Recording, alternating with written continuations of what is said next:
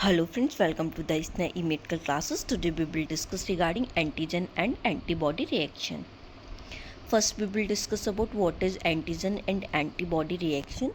Antigen antibody reaction or antigen antibody interaction is a particular chemical interaction between antibodies generated by B cells of the white blood cells and antigen during the immune reaction. जो antigen antibody reaction और जो antigen antibody interaction या फिर जिसको हम कह सकते हैं दोनों ही सिमिलर नेम है, मतलब एंटीजन एंटीबॉडी रिएक्शन को हम क्या बोल सकते हैं, एंटीजन एंटीबॉडी इंट्रैक्शन भी बोल सकते हैं। ये क्या है, ये एक पर्टिकुलर केमिकल इंट्रैक्शन होता है जो कि किसके बीच में होता है, जो कि हमारी बॉडी की एंटीबॉडीज़ जो होती हैं जो कि किससे जनरेट होती हैं, by the B cells of the white blood cells से जो जनरेट हो रही हैं उसके बीच में, या फिर एंटीजन्स जो होते हैं उनके बीच में। एंटीजन और एंटीबॉडी मतलब जो वाइट ब्लड सेल्स हो गए जो हमारे एंटीबॉडीज़ हैं उसके बीच में, या फिर जो भी एंटीजन आया उसके बीच में जो हमारा इम्यून सिस्टम जो रिएक्शन प्रोड्यूस करता है उसको हम क्या कहते हैं, एंटीजन एंड एंटीबॉडी रिएक्शन।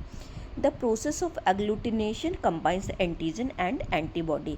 जो बॉडी की प्रोसेस होती है एग्लूटिनेशन, जो क्या कंबाइन जो होती है जब एंटीजन एंटीबॉडी रिएक्शन होता है तो क्या प्रोसेस होती है, एग्लूटिनेशन। जो एंटीजन एंटीबॉडी जब कंबाइन करते हैं तो एग्लूटिनेशन की प्रोसेस जो होती है उस प्रोसेस के थ्रू ये कंबाइन करती है।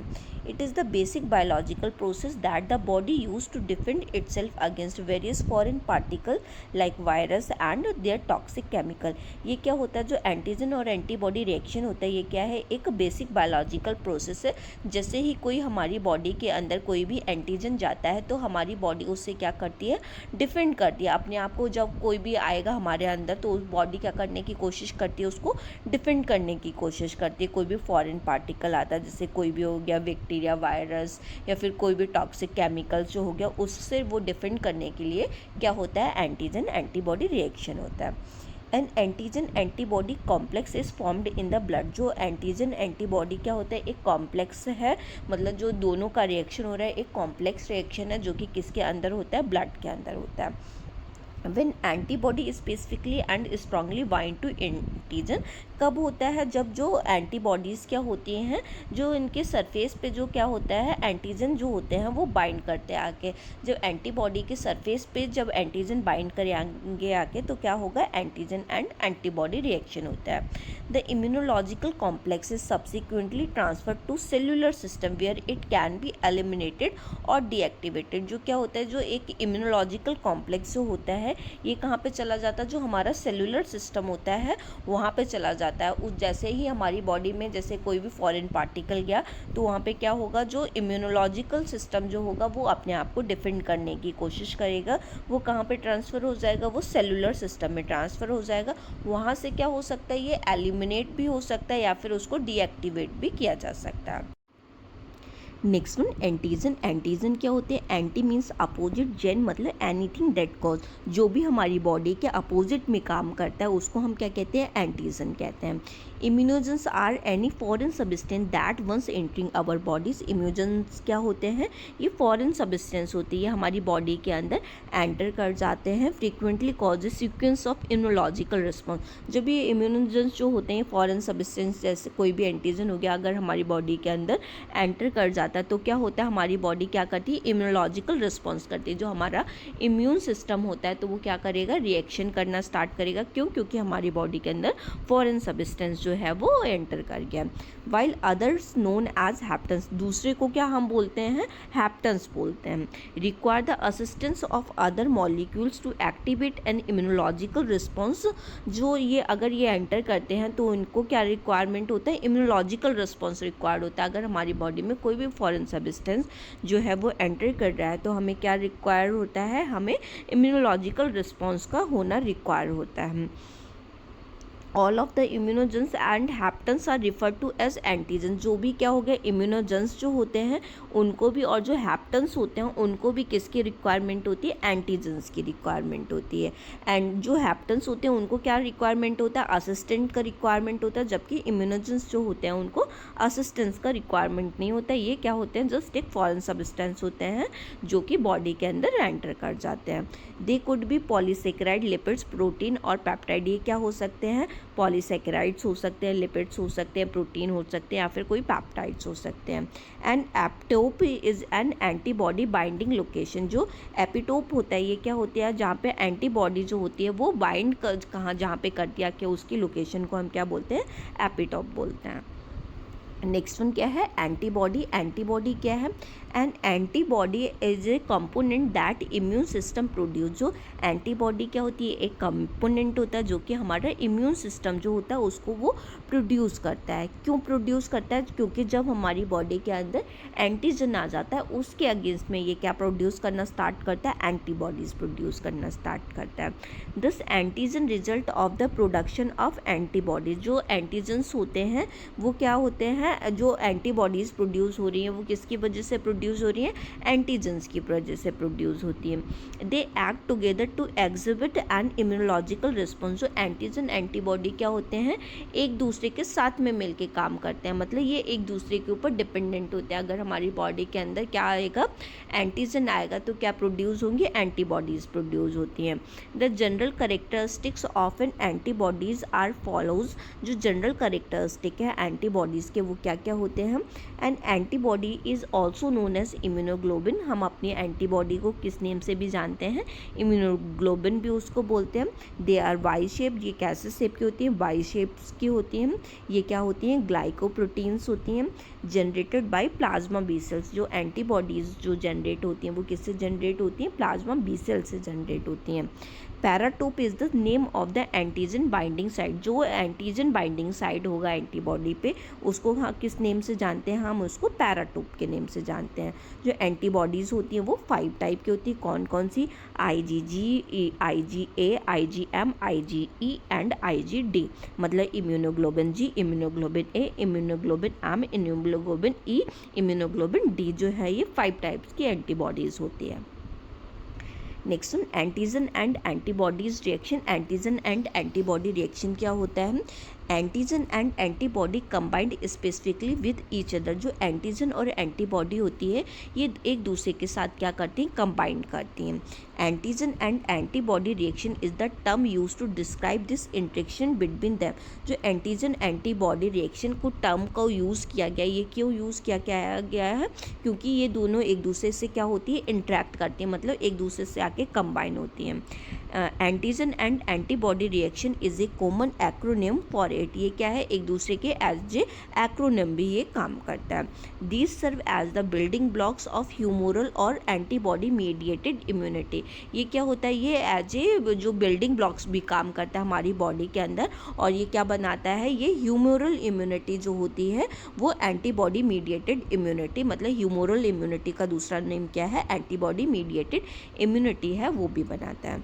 These reactions serve as the foundation for the detection of both specific and non-specific antigens such as the enzyme that cause non-specific disease। ये किस लिए रिएक्शन जो होते हैं, ये किस लिए काम करते हैं, ये कोई भी अगर हमारी बॉडी के अंदर कोई भी एंटीजन जो है वो स्पेसिफिक है या फिर नॉन स्पेसिफिक है, उसको अगर हमें आइडेंटिफाई करना हो तो हमें उसको डिटेक्ट करने के लिए वो काम में करते हैं। जैसे कि कोई भी एंजाइम हो गया, कोई भी नॉन स्पेसिफिक डिजीज़ के लिए जो कि रिस्पॉन्सिबल है, उसको फाइंड आउट करने के लिए हम क्या करते हैं, एंटीजन एंटीबॉडी जो टेस्ट है उसको हम करवाते हैं।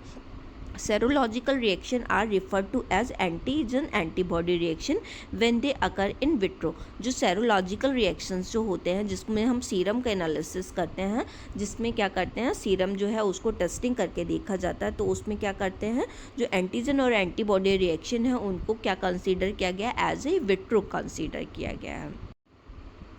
Next one, stages of antigen and antibody reaction. क्या है स्टेजेस हैं एंटीजन और एंटीबॉडी रिएक्शंस की।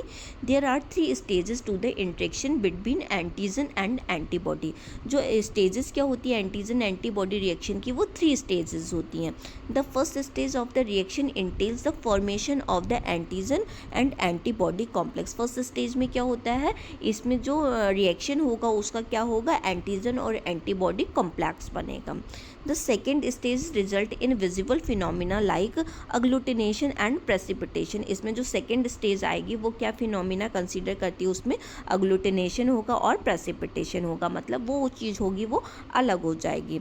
The third stage involve the destruction of antigen और न्यूट्रलाइजेशन ऑफ एंटीजन। इस थर्ड स्टेज में क्या हो जाता है, जो एंटीजन होता है वो डिस्ट्रक्ट कर जाएगा और जो एंटीजन है वो कैसा हो जाएगा, न्यूट्रलाइज फॉर्म में हो जाएगा। Next one, properties of antigen and antibody reaction. Antigen और एंटीबॉडी रिएक्शन के क्या प्रॉपर्टीज़ होते हैं, सिग्निफिकेंटली स्पेसिफिक रिएक्शन। इनके जो स्पेसिफिक रिएक्शंस होते हैं वो कैसे रहते हैं, सिग्निफिकेंस रहते हैं, मतलब इनका कोई जो सिग्निफिकेंस है वो रहेगा। अकर्स इन नोटिशिएबल मैनर, ये कैसे रहते हैं, इनको हम नोटिस कर सकते हैं, मतलब जो ये इसमें जो चेंजेस देखने को मिल सकते हैं ये जो होते हैं वो कैसे रहते हैं, नोटिशिएबल मैनर में रहते हैं। नॉन कोवलेंट रिएक्शन, जैसे कि क्या है, इसमें आइकॉनिक बॉन्ड्स होते हैं, बेंडर बॉल्स फोर्सेस लगता है, इस पर हाइड्रोफोबिक इंट्रैक्शन होते हैं और हाइड्रोजन बॉन्ड्स जो होते हैं वो लगते हैं। तो इसमें कौन से रिएक्शन होते हैं, नॉन कोवलेंट रिएक्शंस होते हैं। Next one, antibodies and antigen are not denatured. ये कैसे होते हैं, डीनेचर्ड नहीं होते, मतलब एंटीबॉडी जो और जो एंटीजन रहेंगे ये डीनेचराइजेशन की फॉर्म में नहीं आते हैं। ये कैसे रहते हैं, रिवर्सिबल, मतलब हम इनको रिवर्स कर सकते हैं।